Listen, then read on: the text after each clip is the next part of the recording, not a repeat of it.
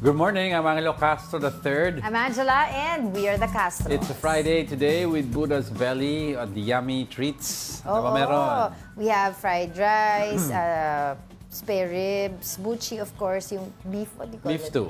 Beef stew. And of course, our favorite hakaw. Thank you so much kay Marjorie Tan ng Buddha's Buddha's Belly. Belly. Na lagi nagpapadala sa atin every Friday. Yeah, and of course today we're monitoring several developing stories. Isa nandun yung impeachment. Yes, of course. Medyo matagal-tagal pa bago mamatay yung balita na yan unless Hindi pa na kasi nila ituloy. nagsisimula eh. Hindi pa nagsisimula. Abangan pa natin yan. Alright, we're serving you today's headlines. All that before your second cup of coffee. This is brunch. President Bongbong Marcos denied any involvement in the impeachment of Vice President Sara Duterte at the House of Representatives. Here's the report. President Bongbong Marcos has distanced himself from the impeachment proceedings against Vice President Sara Duterte. Speaking at the palace briefing, he emphasized that the executive branch has no role in the process. Walang role ang executive sa impeachment.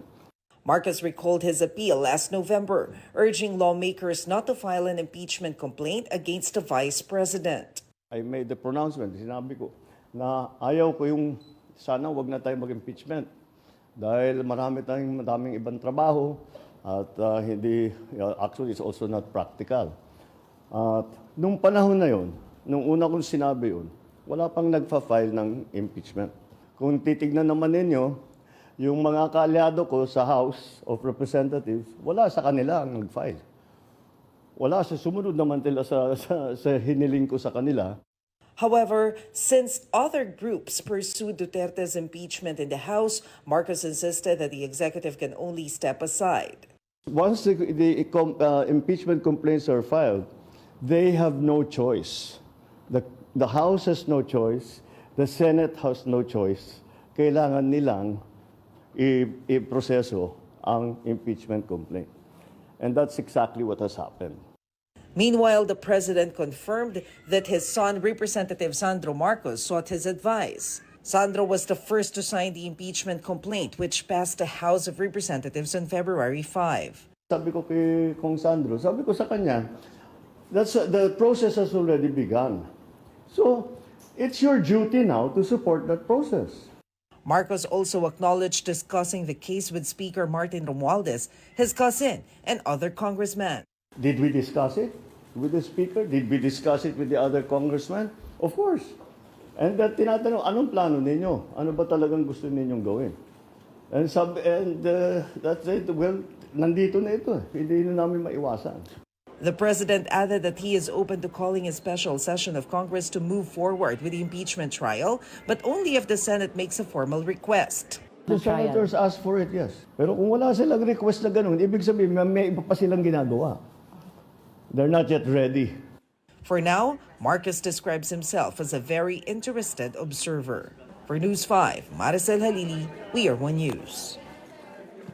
Yung ibang headline ng mga dyaryo, hugas kamay, di ba? Hugas kamay sila. Hugas kamay daw ang ating presidente. Dahil, of course, we've all known naman, if you backtrack all our reports here, meron siya mga pahayag. And also, nagkaroon din ng leakage before yung mga text message na saying na, what you call this? Yung impeaching VP Sara is not important, etc. But of course, as I've said yesterday, the biggest plot twist there is that seeing his son, Congressman Sandro Marcos, first one to sign on the impeachment complaint. Alam mo, at the end of the day kasi ang problema sa nangyayari nitong sarsuela between Duterte's and Marcos's faction is hindi very clear ang line on both sides. So, yung mga supporters are also confused. Kasi in previous administrations, simulan natin kay ERA PGMA, Pinoy PGMA, very clear ang division, di ba? Each group spoke out against each other. They were not playing it safe. Parang ito kami, ito kayo. Pero ngayon parang both sides are playing it safe. Parang both sides they fear each other. Parang alam nila election season. Siguro that's what complicates it kasi election season eh. They're not confident. Walking on eggshells sila. Kasi if you do this, baka mawalan ako ng boto. If you do otherwise, ganun din naman ang magiging resulta. And if that's their reasons, then they're not confident about their political base. Kasi dapat like before, kay Pinoy, he was confident about, okay, mawawalan akong malaki kay PGMA. Di ba kasi inaaway niya si PGMA noon. Pero confident ako sa political base ko that I have. This time, they both recognize na malaki ang political base nila. And it's divided by 3 because you have to remember si VP Lenny also had 15 to 14 million votes sa last election. Malaki-laki din yun. So they realize na ang mawawala sa kabila, malaking dagok sa kanila yun. Right. And then if you can see, if you watch the press con yesterday nung ni Pangulo, di ba, ni Pangulong Bongbong Marcos, medyo nairita na siya doon sa mga paulit-ulit na tanong. Yes, oo. Pero yun nga, sinabi niya, one thing is for sure, yung fear niya na kapag nag-impeachment complaint, yan na lang yung pag-uusapan, yan na lang yung gagawin. Sabi niya, it's already happening, di ba? Instead of us talking about the present issues of our country, sabi niya, we're talking about this, di ba? We're talking about the process, etc. Sabi niya, it's already happening. Yan yung sinasabi niya yesterday sa kanyang press con. Yes, that's right. All right. Meanwhile, it is the Senate who will stand as a judicial body and decide whether the Vice President is guilty or not. But they will not act on it until June. Senate President Chis Escudero says legally an impeachment trial cannot be done while Congress is on a break. Recall that the Senate adjourned its plenary session on Wednesday and will be back on June 2. Para mag-convene ang impeachment court, kailangan may sesyon ang Senado. Para manumpa ang impeachment ang judges, kailangan may sesyon ang Senado. So kung may mangyayari mang aksyon o kaganapan kaugnay nito, yan ay mangyayari sa June 2, pag-resume ng Senado, matapos ang eleksyon. But according to former Bayan Muna Representative Nery Colmenares, senators do not need to be in session for the trial to begin. Colmenares was among the public prosecutors during the Corona impeachment trial in 2012. Iba yan sa Senate. The impeachment court is not a legislative body. They have all the time now until June 30 na mag-impeachment trial. So, yung punto na lang dito is this. Pwedeng ituloy ng Senado ang impeachment trial ngayon kung gustuhin nila. A lot of questions remain over the impeachment of Vice President Sara Duterte. But what would happen if she resigns amid all of this? In an interview with A Big Story, former Senior Associate Justice Antonio Carpio explained that if Duterte resigns before a decision is made in her impeachment trial, the case would be dismissed. He added that if Duterte resigns before a conviction, she would remain eligible to run for office again. If she resigns and before there's a judgment of conviction, then there's no prohibition for her to run again. The Constitution says that the penalty shall not go beyond removal from office and perpetual disqualification to all public office. So if he has resigned, it's academic. You cannot remove her from office anymore. So I think they will just dismiss the impeachment complaint because she's no longer in office. To share insights in all of these developments, we are joined by Professor Dennis Coronacion, Chair of the Department of Political Science at the University of Santo Tomas or UST. Good morning, Prof. Thanks for joining us today. Prof, yung audio, nakamute ka, Prof. There you go. Hey, Prof. Ayun. Yeah, thanks for joining us again, by the way. Good morning. Thank you for having me here. Good morning again. Good morning. Siguro first of all na lang po, Prof, I would like to ask you if you were expecting itong nangyari na ito na impeachment noong February 5 at the House of Representatives. Is this something you have been expecting?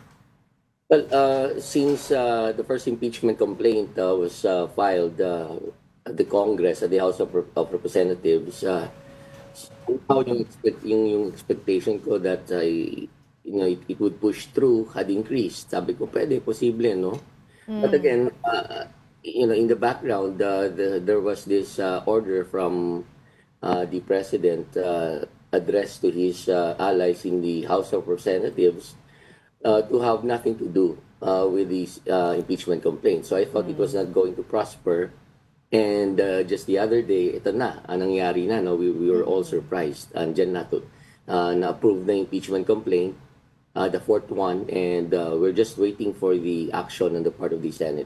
Oh. Yes. And Prof- Follow up ko lang, did you think that it was railroaded, as many others would say? Well, that's the impression created, railroaded, because it's a fact that it all happened. The approval, the signing of the fourth complaint, and the approval all happened in just a few hours. So that creates the impression na talagang minadali or ni-railroad. But on the other hand, let's remember that there's I think, a mechanism in our Constitution that allows the members of our Congress that allows the approval of the Constitution in a fast way, if the impeachment complaint could muster at least a one-third of the members of the House. So, more than naman yung nakuha nila eh. That's 200. right. Pero Prof, if you look at the big picture, 200 plus votes no ang nakuha nila to transmit it to the Senate kaagad. No? And if you look at yung statements ng mga congressmen in the last 2 months, consistently, sinasabi nila na hindi nila pinag-uusapan. But we all know naman, Prof, in order to have 200 votes, ibig sabihin matagal na kayo nag-uusap-usap. In other words, 100 pages itong fourth impeachment complaint. Inupuan ng House yung 3 complaints, hinintay yung fourth. Nobody is saying anything about kung sino ang gumawa ng fourth. So what do you read into all of this, Prof? Bakit sila natatakot ilabas kung pinag-usapan, pinagplanuhan, o kung sino may pakana nito? Well, I suppose, tingin ko matagal na nilang pinagplanuhan na i-impeach talaga si Vice President. It's just that they could not carry it out kasi nga siguro may mga certain considerations pa sila. Baka they were worried na hindi mag-gain ng traction, hindi mag-resonate sa mga tao. But siguro naghihintay pa ng mga signs. Kaya hindi pa sila sigurado kung pipirma sila. And then probably in the last few weeks, the last few days, yung mga events that took place in that period somehow convinced them to push through with the impeachment against the Vice President.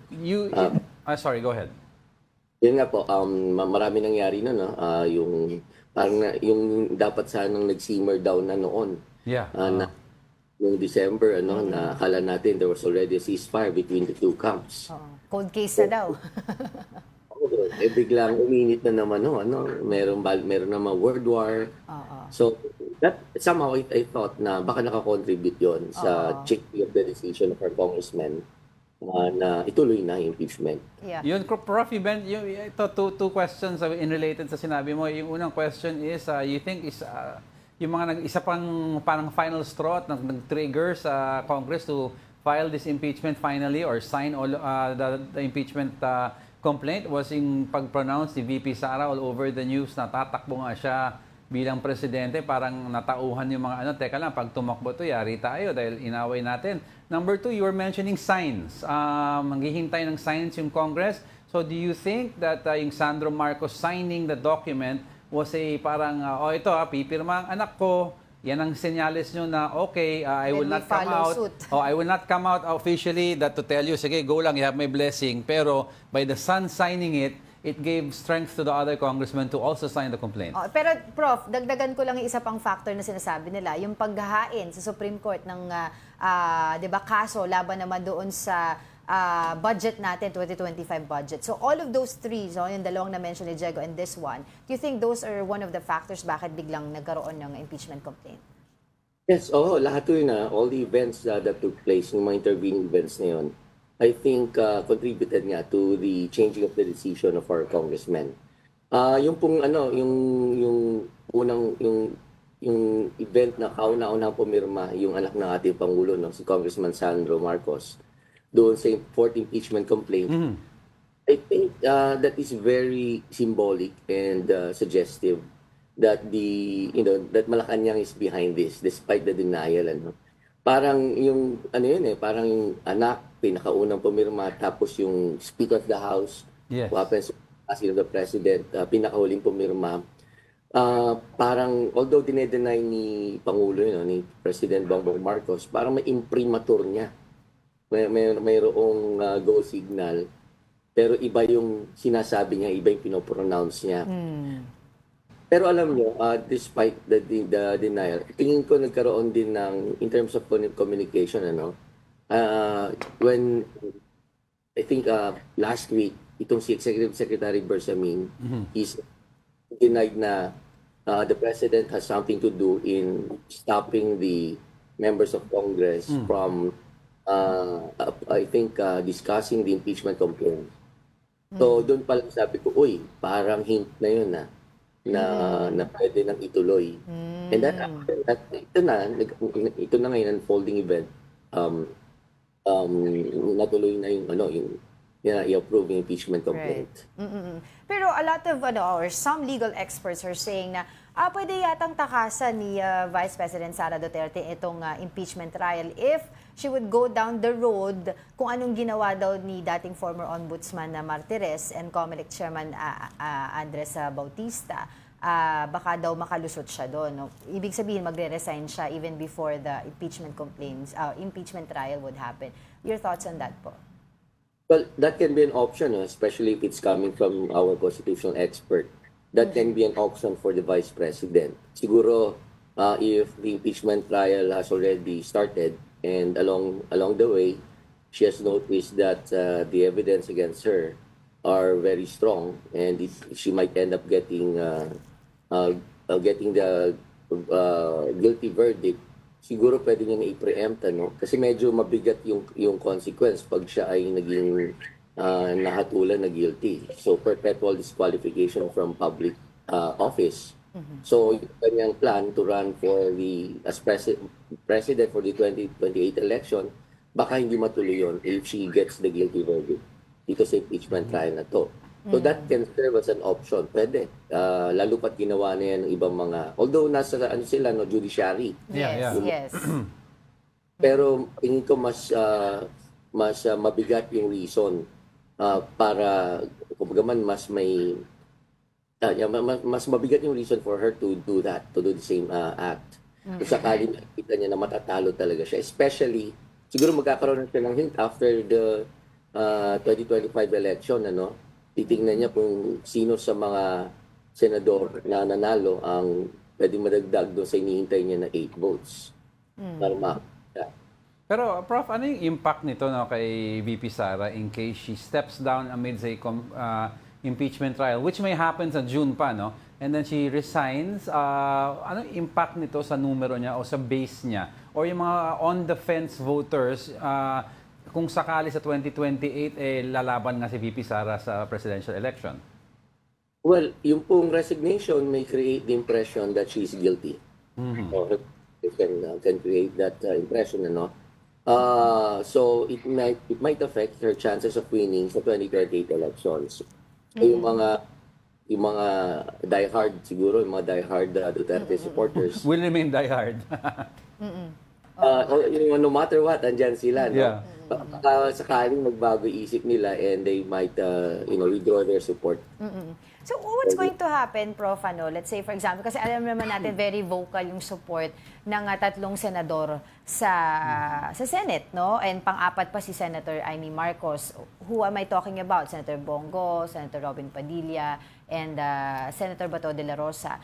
Kung sakali matuloy yung impeachment trial at sila pa rin ang nakaupo, hindi pa gawin nila ng Senado na before the election yung impeachment trial, mas maganda ba sa mata ng tao na sila ay mag-inhibit dito sa trial na ito?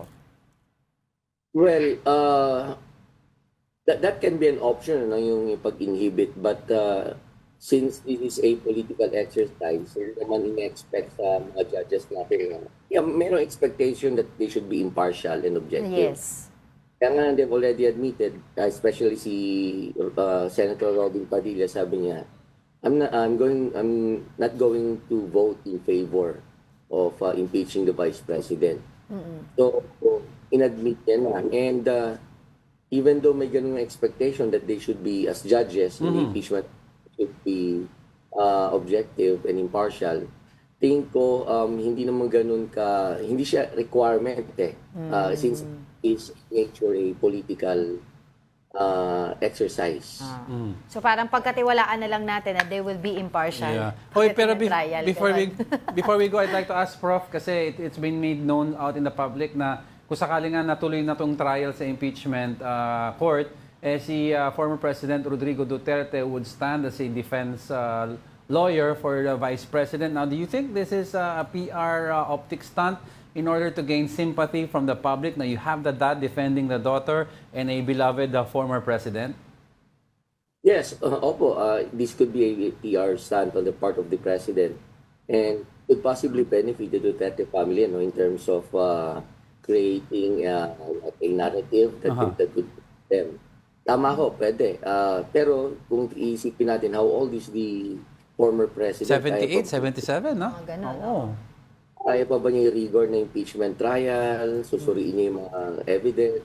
Right. But siguro it's going to be there symbolically. Oo. Alright, on that note, maraming salamat po sa inyong oras. That was Professor Dennis Coronacion, Chair of the Department of Political Science at the University of Santo Tomas. Thank you so much, Thank you, Prof. See you again soon. Hindi kasi nagiging parang labanan talaga to ng legalidad ng mga lawyers. Iba't ibang interpretasyon. May sinasabi si former Senate President Franklin Drilon na pwede mag-convene ang Senado as an impeachment court Kasi kung hihingi si Pangulo, magre-request si Pangulong Bongbong Marcos sa Kongreso na i-allow ang Senado, 'di ba, na mag-convene as a impeachment trial or impeachment court rather. Pero ang sinasabi naman ni Senator Chis Escudero, pwede yun, pero pwede yung mga ganyan, yung mga requests na mag-convene. Pero sabi niya, hindi ata to pwede sa mga impeachment trial. Because usually sa mga batas lang. In the past, na usually, importante. pag may agam-agam ng ganito, kung ang dami interpretasyon, what they do is sige, we'll test the narrative, let's convene as an impeachment court with the request of the President, and then if may reklamo, i-elevate nyo sa Supreme Court. So finally, the Supreme Court will come up with the precedents. So moving forward, meron na tayong pangbabasihan ng desisyon ng Yes. Supreme Court. So that's the best we can do for now. Pero I think since this is a political practice in nature, they are very apprehensive of rocking the boat given na magkaka-eleksyon na. Diba? So, Yun on ang one problema. side, yung mga pro-impeachment, they want to get the numbers. On the other side, ayaw nila mawala ng numero. Pwede pa natin pag-usapan yan later. But coming up, over 90 House lawmakers did not approve of impeaching Vice President Sara Duterte. Sino-sino kaya sila? And COMELEC clarifies the guidelines on celebrities and bloggers endorsing a candidate in the midterm elections. We'll be back with more stories after the break. Keep it here on One News.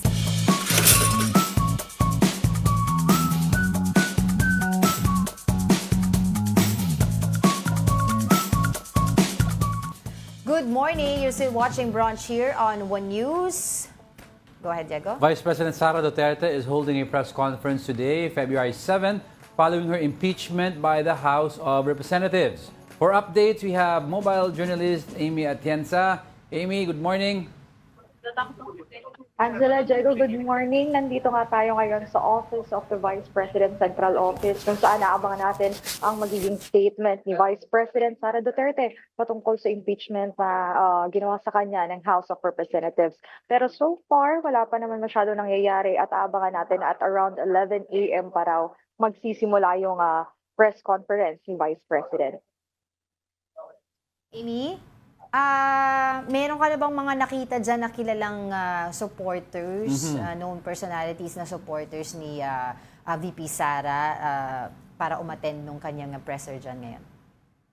Dito kasi siya sa may Mandaluyong area and so far na nag-ikot-ikot ako kanina, wala pa naman masyadong tao around the area and balita natin, ito ay invitation lang talaga for the press. So most likely hindi din nakaabot talaga sa mga supporters pero just in case na meron nga din na umabot ito sa supporters, most likely mamaya pa itong mga tanghali. Tama ba yung mga bulong-bulungan daw dyan na it's going to be just statement from her? Wala daw mga Q&A from other reporters there as well?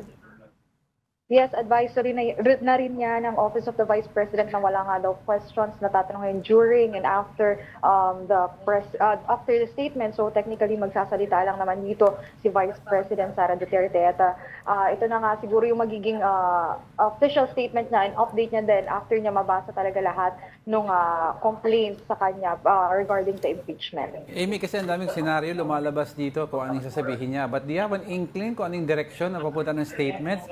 Kasi of course, hindi mo matanggal sa isipan ng mga tao sa mga social media. Baka mag-resign, mga away ba siya? So ano yung idea niyo on her statement? Most likely naman, Diego, ang mangyayari lang talaga dito is that harapin niya kung ano man yung charges na meron sa kanya. Though meron na nga rin kasing mga allegations na baka hindi na naman siya mag-show up. Pero yun nga, ito na siguro yung way niya para i-clear out lahat ng mga allegations na meron sa kanya, lalo na sa graft and corruption, pati na rin dun sa confidential funds. So most likely matatalakay natin yun dito sa statement na gagawin ni Vice President Sara Duterte. Alright, sige, balikan ka na lang namin kapag nag-start na dyan. Maraming salamat sa inyong update. That was mobile journalist Amy Atienza. Meanwhile, the Philippine Embassy in Japan calls on Pinoys there to follow public health standards amid the rise in flu cases. Here's the report.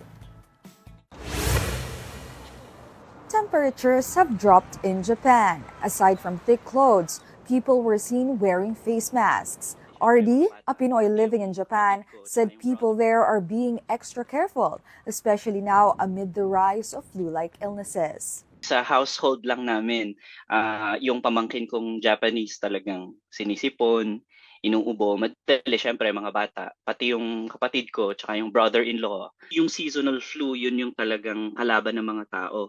People were also worried following the death of Meteor Garden star Barbie Hsu. Reports stated that she died due to influenza-induced pneumonia while in Japan. Based on the latest data from the Japanese Health Ministry, each hospital is catering to 11 patients with flu. With this, the Philippine Embassy in Japan called on Filipinos to follow public health standards. These include wearing of face masks, frequent hand washing, and staying at home when feeling sick. Those coming to Japan are advised to get travel insurance. That's what Katrina and Rickson Tiga-Agalula did, but aside from that, they also availed of flu vaccines. Hindi natin alam kung kailan tayo magkakasakit. So, kailangan mag-prepare na talaga. Vaccine, number 1. If nagkasakit ka daw without insurance, mas malaki yung bill mo. Mobile journalist Amy Atienza, PR1 News. Let's talk more about influenza and other related illnesses. We have infectious disease expert Dr. Ronchin Solante joining us via Zoom. Good morning, Doc. Thanks for joining us again. Hi, good morning. Sige po, siguro po tell us more about na lang po influenza. Ito po ba yung, para po mas malinaw po sa ating mga kapatid noon, ito po ba yung kalimitan na nararanasan natin na trangkaso?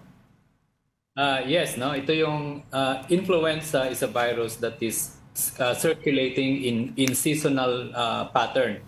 And dito, during the month of November, December, January, and February, most countries, no, including the Philippines, talagang nag-circulate ang influenza virus, and a lot of times ang mga sintomas nito, yung sinasabi mo nga na trangkaso, no, ubo, lagnat, tapos sipon-sipon, masakit ang katawan.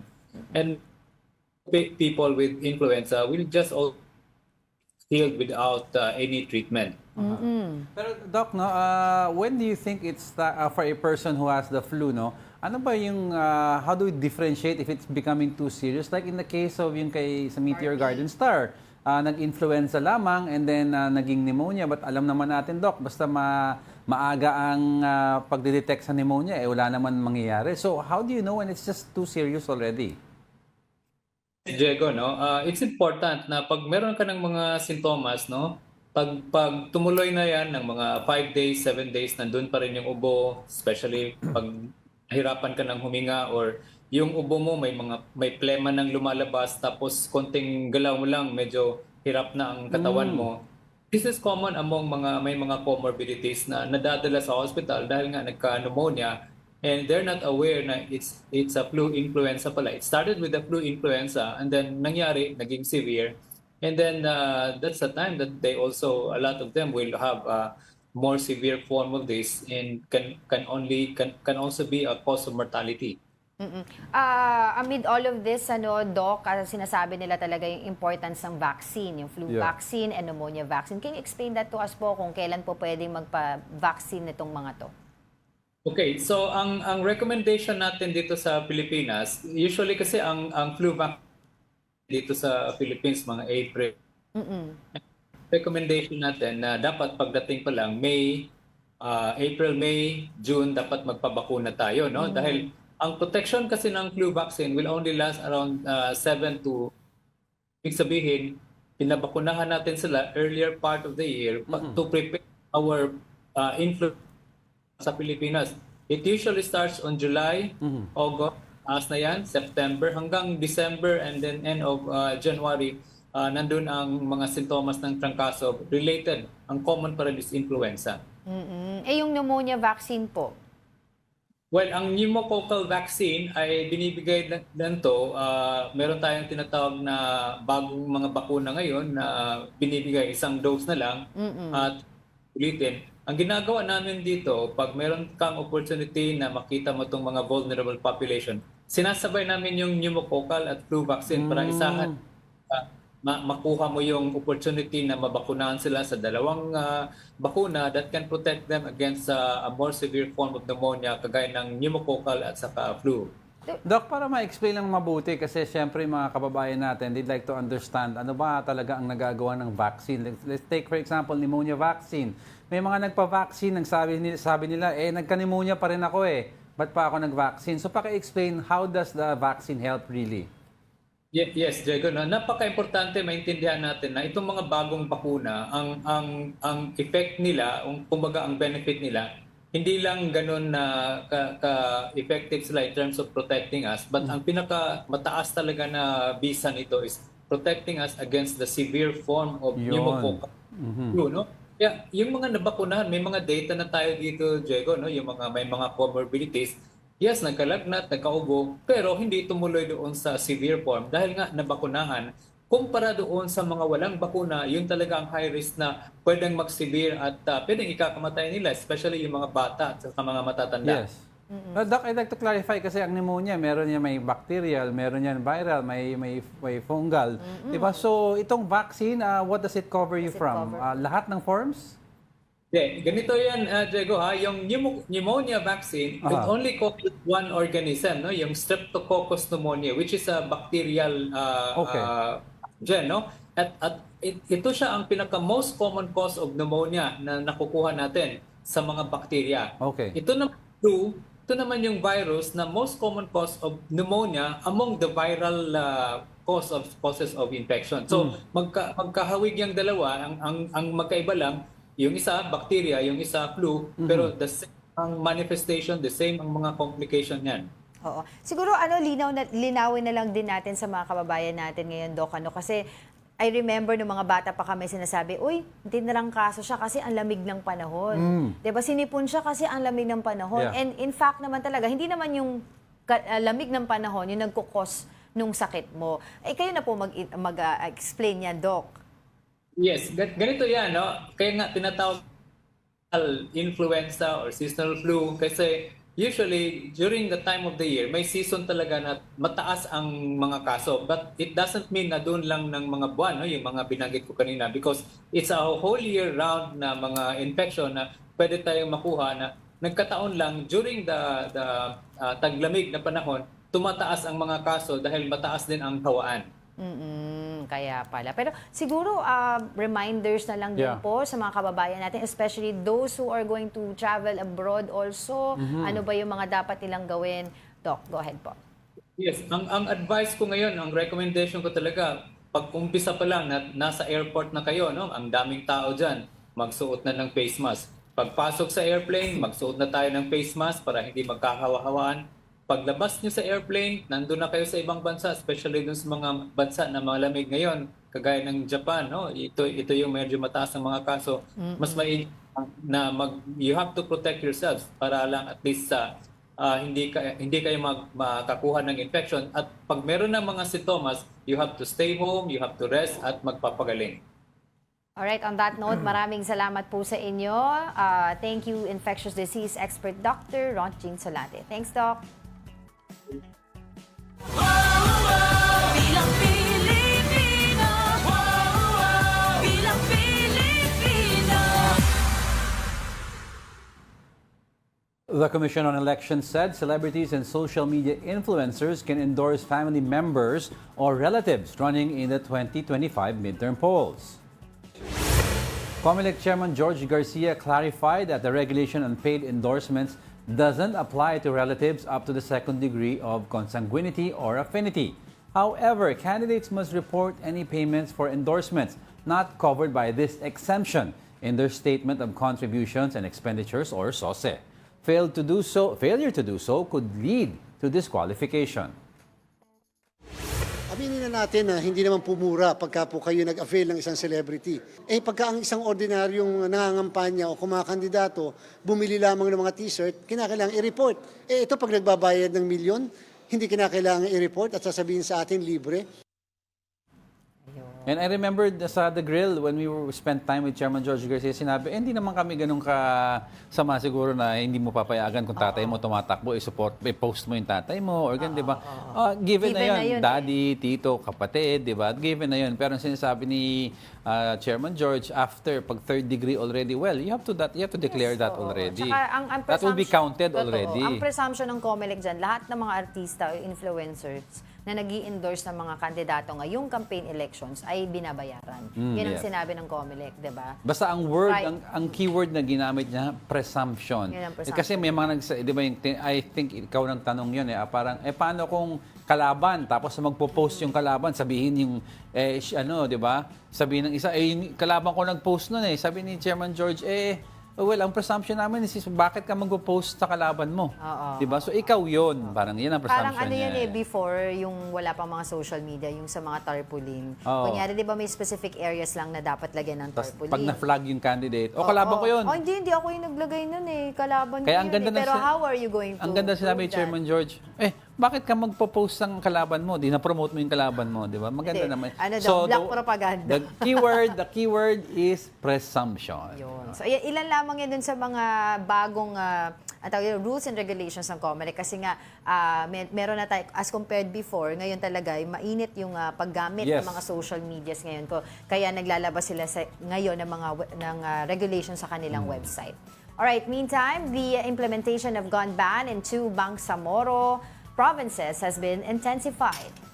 Police teams have been notably visible in Maguindanao del Sur and Maguindanao del Norte.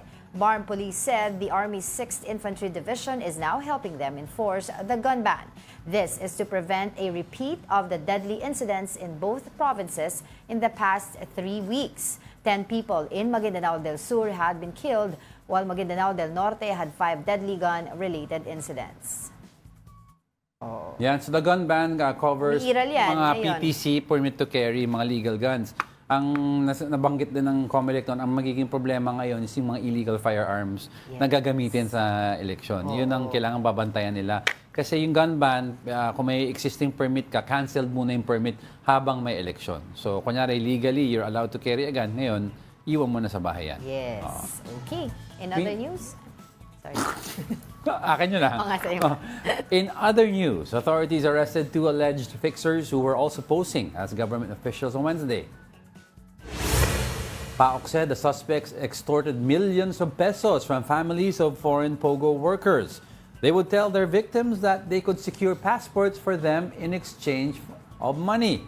Authorities entrapped the suspects after they asked the victims for a 250,000 peso marked money for the delisting of a foreign national from the Bureau of Immigration's blacklist. Nako, talaga mga naman. fixer na yan. Ang dami niyan, kung saan-saan mga ahensya yan. Ngayon nakakita nako. sila ng opportunity sa mga POGO workers, mga foreign POGO workers. So, Kung pinapangakuan nila. Kung makahanap, di ba, pinaalis natin yung mga illegal Chinese sa POGO, tapos tayo rin mga Pinoy, rumaraket-raket, ano ba naman yan?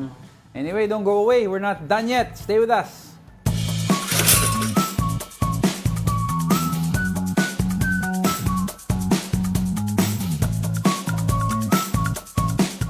Welcome back. You're still watching Brunch for today here on One News. Okay, babati muna ako, of course, sa mga brunchies natin. I cannot not greet them, di ba? Dito sa YouTube naman, Facebook muna, si VJ, Vladimir VJ. Ponce de Leon, of course, si Ate Ice, Si Yuri, brother ni VJ.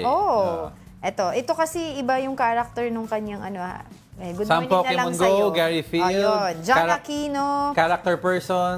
Marian Alas, Paulo Lepura, Ralph Domingo, hi Ralph, Joey Gica, Rash Rasid, Roderick De Juan, good morning po sa inyo. Over here on YouTube, good morning din and happy watching kila, of course, Tita Daisy ng Antipolo Rizal, Tita Daisy, Tito Naldi, at saka si Kuya Jopet ng Antipolo. Tita Mirna ng Pasig.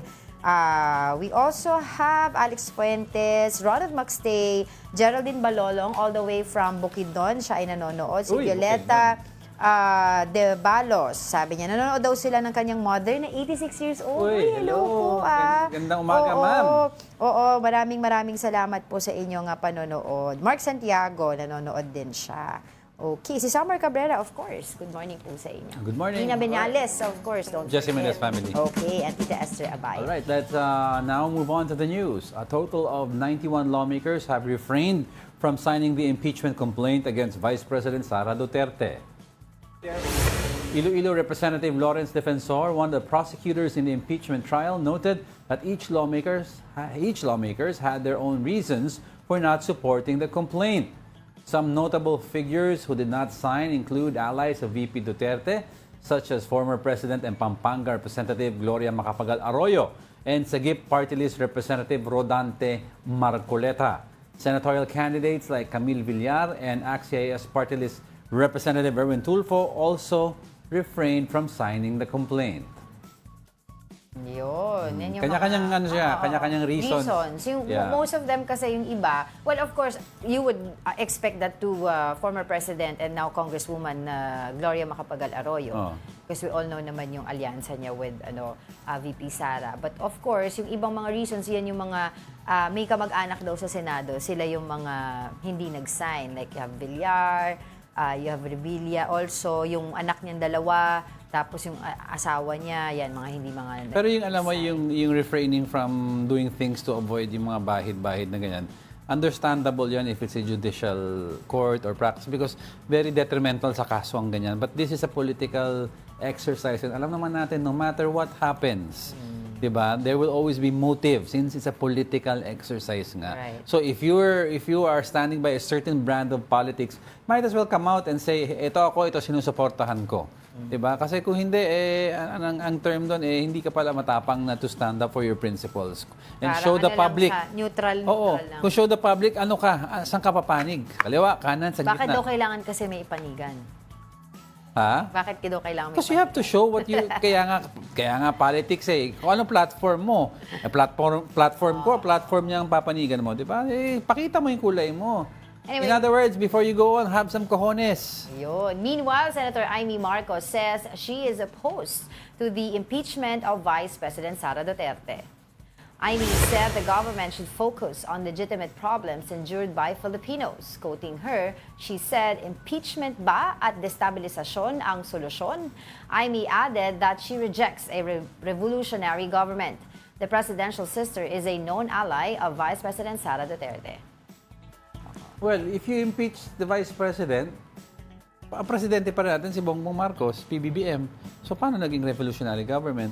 Di ba? Parang brother mo naman yan So, Kaya nga yung sinasabi ng on the other side of the fence na hindi daw makatarungan na impeach si VP Sara because she was voted by millions of Filipinos, Yeah. majority of Oo. Filipinos. Yung iba naman nagsasabi, oo nga, pero doesn't mean na hindi pwede i-hold accountable ang isang Yun. tao Alam mo, kapag siya ay binoto the ng mandate, nakararami. kaya nga betrayal of public trust, the mandate given to you is not a mandate to bypass yung budget, not to explain yung budget, or to do wrong. If there is a presumption na may ginawa kang mali, then yung mandate mo has to be held accountable I was and give wondering- the mandate to someone else. Yeah, I was wondering, had VP Sara explained siguro yung mga funds ng budget, 'di ba? If she was able to explain it, siguro hindi umabot sa ganito. It would have helped, but then again, if she was really guilty, then it would have not helped at all. So, Pwede rin, oo. parang hindi natin malalaman yan, but it would have lessened siguro yung anger ng lower house sa kanya. Walang friction masyado kung she answered properly lang from the start. And this one, yung from the statement of Amy Marcos, yes, I believe also na talaga ang daming problema ng Pilipinas. And of course, sinasabi din niya na hindi na tayo masusurprise sa kanya because siya yung, what you call this, yung promotor, di ba sabi niya, in her own words, yung promotor ng Uniteam eh. Sa kanya nang galing yung suggestion na mag-unite ang Duterte at saka Marcos during the 2022 elections. Kaya medyo masama yung loob niya dahil itong kanyang brainchild, kumbaga, di ba, ay nag-falter down. Tama siya, na madaming problema ang Pilipinas, but that does not mean yung whatever is provided in the Constitution, wag na natin gawin because ang dadahilan mo may ibang dapat gawin. If there's someone to be held accountable, go through with the process. Kung naging innocent siya at the end of the trial, then so be it. I forgot nga to ask Professor Dennis kanina no, since political science naman yung expertise niya. Ano yung impact nito sa ekonomiya natin and sa buong mundo, how the world perceive us right now dito sa nangyayari sa atin. Dahil I remember nung sa Korea, 'di ba, nagkagulo sila, we were all watching what's happening there dahil dun sa martial law, etc. na Martial law problema has a nila. negative impact Yes, sa business, oo. but impeachment in-impeach din yung presidente doon. 50-50 yan eh. Some will say, the old school of thought will say, the mere fact that there's an impeachment process means erring public officials are held accountable for their actions. Therefore, the wheel of democracy is turning fully and properly in a certain country. Yun ang isang side. Ang kabilang side naman, kinakatakutan ng tao, pag presidente ang itatry mo impeach naman, teka lang, ano mangyayari sa next policy? Yeah. Yun lang yun. So, pero it just shows you that umiikot ang demokrasya sa ating bansa. Umiikot ang demokrasya at umiikot ang gulong ng palad. Diba? Hindi kasi one day, alam mo naman before, one day ang Duterte is on top of the Wala world. mong gulong ang palad eh. Right now, iba. Anyway, sige. Let's move on to the next. President Bongbong Marcos reaffirmed the Philippines' commitment to safeguarding its sovereignty in the West Philippine Sea. In a press briefing at Malacanang, Marcos stressed that the country will maintain its presence in the disputed waters, regardless of China's actions. The president assured the public that the Philippine vessels will continue patrolling the area despite the prolonged presence of Chinese Coast Guard vessel 5901, known as the Monster Ship. Marcos also warned that any foreign vessel intruding into Philippine coastal waters will face appropriate action. We'll face appropriate action and then iwa-water cannon tayo. Then let them, sige, hayaan na natin sila. I mean, naaawa na ako sa natin Navy personnel, Coast Guard, sila ang sumasalo. They're protecting our sovereignty, they're protecting our rights, pero sila ang sumasalo ng danger. Right. Day in, day out, nasa peligro ang buhay nila. Yes, and of course, our fishermen there, kasi may mga ibang reports also na, 'di ba, hindi sila makapag-fish doon sa area. Nahihirapan sila. That's why ang Coast Guard naman binabantayan din sila, 'di ba? Mayroong assistance from the Coast Guard para matuloy yung kanilang fishing doon sa area ng ating EEZ. Exclusive Economic Zone, which entitles the Philippines to exclusive rights to earn money from that zone. Yun po ang EEZ. Kasi iba yung sovereign rights din So that's two different things. So, All right, meanwhile, the Trump administration commits to maintain its so-called ironclad defense alliance with the Philippines. This comes following the conversation between Defense Secretary Gibo Teodoro and his U.S. counterpart, Pete Hegseth. The Pentagon said the leaders discussed the importance of re-establishing deterrence in the South China Sea. It added that the U.S. will support the modernization of the armed forces of the Philippines. ayan. So, kaya matakot. Yung US aid Ako might have been talaga, frozen, but yung defense treaty remains intact pa rin. Ibang agreement yon. Pero ako talaga, when we are talking about yung modernization, ang pangarap ko talaga makita kung maayos yung BRP Sierra Madre. Yeah, but we cannot modernize anymore a fleet or Air Force kasi maano lang, I know. maayos lang, hindi kasi that's a symbol. I agree with you. Pero dahil sinasabi ko sa yung kasi symbolism naman yun. oo. But yung defense treaty will cover how to defend our area. So kasi syempre, di ba sinasabi nila na, paano, baka inaantay na lang ng China na maguho yun dun sa gitna ng, No, diba? pag symbolism Ayun yung show, naman, we can do it on our own. We don't need the assistance of the US. Oh, yeah, I know. But the US comes in. But I thought about kasi the modernization program. Kasi in the future, kasi pag na-resolve tong issue sa West Philippine Sea, as a symbol kasi, yung Sierra Madre, ayusin natin. Yeah. Pero with regards to defense modernization, ang mukhang direksyon ng PBBM admin is a competent missile system, which is cheaper to maintain. Then, Basta ibabalik daw niya ang Typhoon sa US. you know naman how he meant that, Kung di ba? baback down Alam ng niyang US. hindi naman mag-back out ang China. Oo. Kung Ay, mag-back- China, Oo, rather. alam niyang hindi mangyayari yan. Anyway, yun, Uy nga pala ha, today is the last day of brunch. That's what I was gonna say. Oh, sige, go ahead. Go, Season no. finale na daw tayo Season ng brunch. finale ng brunch. Pero don't fret. Don't be afraid. Ano pa?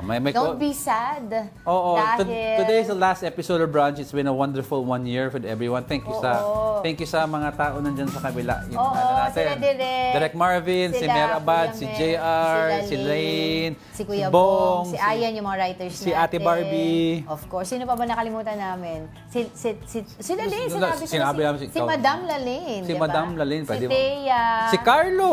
Si Carlo, Naku, of wag mo course, kalimutan ang si ating Carlo. bossing. Ang ating bossing. Si Ma'am IC, of course. Oo, si diba? Sir Jovi, Sir diba? Jovi. Lahat-lahat nandaman. Thank you. But don't worry, di ba? My quote will explain it all in a bit. Oo. Tapos of course, thank you dun sa mga sponsors namin all throughout the year, di ba, na nagpadala ng mga food here. Don't worry. Tapos of course, si, ang ano natin, Buddha's Belly. Maraming Mangyayari lang salamat po na is talagang- brunch will just from a kid Still going to be magiging teenager. Yeah, all right. Oo. Diba? So, abangan nyo po sa Lunes, of course, yung... 10 a.m. pa rin. Oo, yung Sa ano atin. natin, jam-packed and anong tawag nila, power na morning Power-packed natin. morning sa Ayun. One News. So, 8 o'clock, si Gretchen Hoyan, Yeah. Morning Matters. 8 and to of 9. course, that's 8 to 9 in the 9:30 to morning. 10. 9:30 to 10, we have Kathy Yang. of, niya? Ha? Money Money Talks Talks, with oh, Cathy Yang. Of and course, us, diba, follow News us. and Views. Yes, 10 a.m. News to and 11 Views. a.m. Okay, so see you ha. Sa Monday pa rin, kami pa rin naman.